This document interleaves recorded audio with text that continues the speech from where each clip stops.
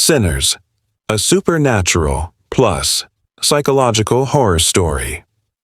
The rain fell in slow, heavy drops, drenching the lonely town of Black Hollow. The streets were empty, the houses silent, and only one building stood alive in memory, the abandoned St. Augustine Church. Locals called it the House of Sinners. They said those who entered never returned the same.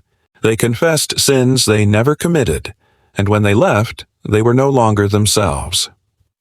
The arrival. Claire, a young psychology researcher, came to Black Hollow with her mentor, Dr. Harris. Their project was simple: study collective guilt and superstition. But for Claire, it was more personal. Her mother had grown up in this town and had whispered of dark rituals in the church before she died. On the first night, Claire stood at her hotel window.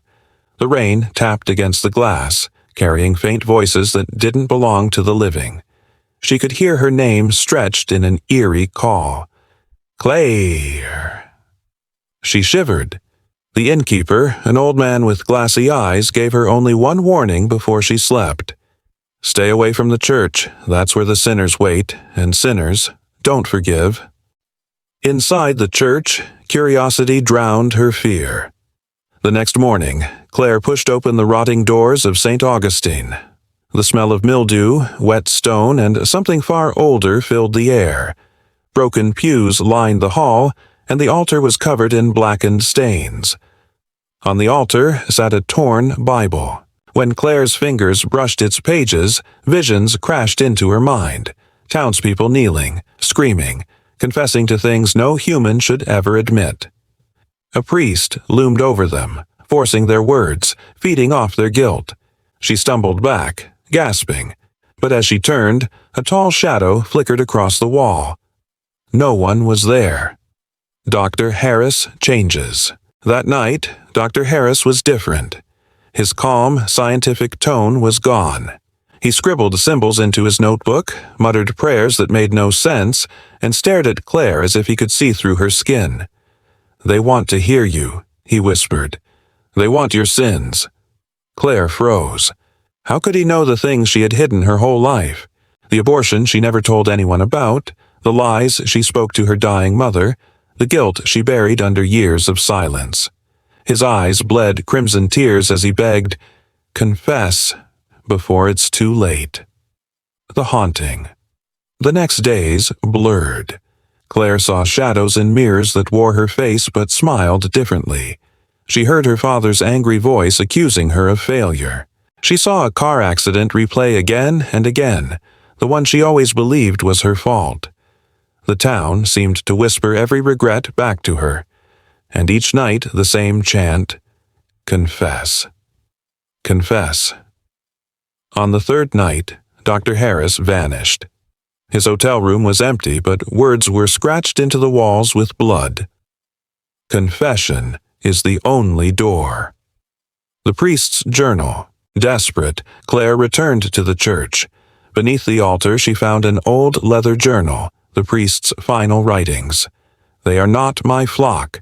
They are sins given flesh, guilt made real. The more we confess, the stronger they become.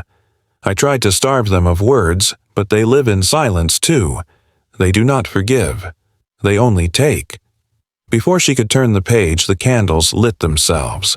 The pews filled with figures, blurry, faceless shapes whispering in unison. Confess. Confess. The trial. The doors slammed shut. Claire was trapped. The shadows advanced, each carrying pieces of her past. One whispered about her mother's death. Another laughed at her lies. Another screamed the secret she never dared tell anyone. She fell to her knees. "Please, I just want to be free." The whispers grew louder. The walls bled. The crucifix above the altar twisted upside down.